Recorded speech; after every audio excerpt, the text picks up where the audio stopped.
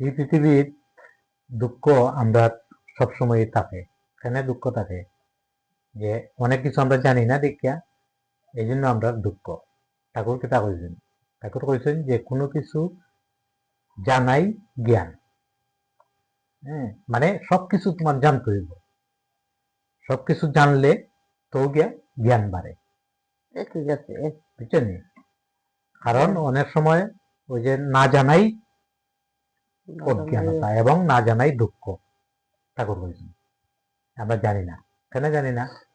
আমরা গ্রহ বুঝি না, গ্রহ নক্ষত্র, হ্যাঁ, দিন ক্ষণ, এরপরে শনির দশা, হ্যাঁ, বিভিন্ন রাহুর দশা, এটা কি, এরপরে ঠাকুরের নির্দেশ কি, বিধির বিধান কি, এই প্রত্যেকটা জিনিস আমরা জানি না দেখেই আমরা এত দুঃখ।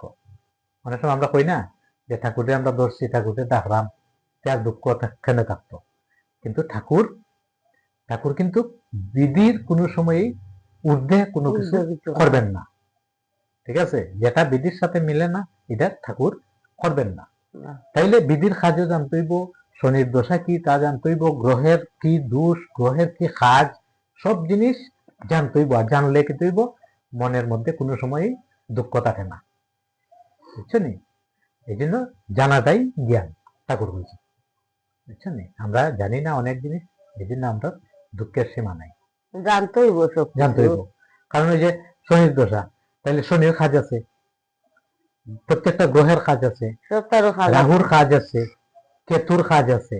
হ্যাঁ, তাহলে প্রত্যেকটা কাজ কেন হয়, এই প্রত্যেকটা কাজের অর্থটা কি, এগুলি ঠাকুর বলছেন যে অনেক কিছু আমরা না জানাটাই আমাদের দুঃখের কারণ হয়ে দাঁড়ায়। আর জানলে কি হয়?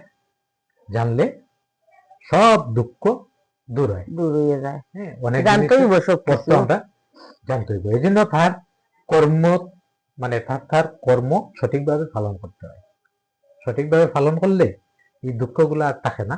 এবং তার বই পড়তে হয়, তার গ্রন্থ পড়তে হয়, কোন সময় কোন জিনিস কিভাবে, এটার অর্থ কি, মাহাত্ম্য কি, এইগুলা জানলেই আমাদের দুঃখটা নির্মূল হয়ে যায়। তো সবগুলা জানতে হইব, করতে হইব। তুমি যদি ঠাকুরের কাজ না করো, না মানো, কথাবার্তা না করো, বুঝো, গ্রন্থ পড়তে হইব, অনেক ধরনের বই আছে, এগুলা পড়তে হইব। এটা পড়লে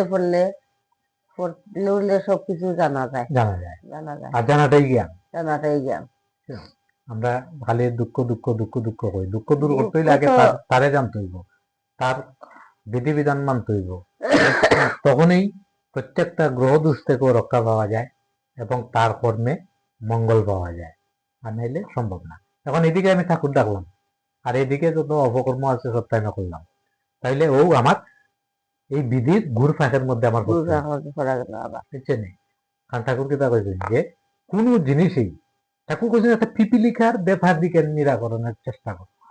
একটা পিপিলিকা তুমি আটকে দিতেছো তোমার একটা পায়ের ছাপে, যাতে একটা পিপিলিকা পর্যন্ত খেয়াল করতে হইব। এই যে জিনিসগুলা, এই দুঃখগুলা ইয়ে করতে হইলে আগে বুঝতে হইব। জয় গুরু।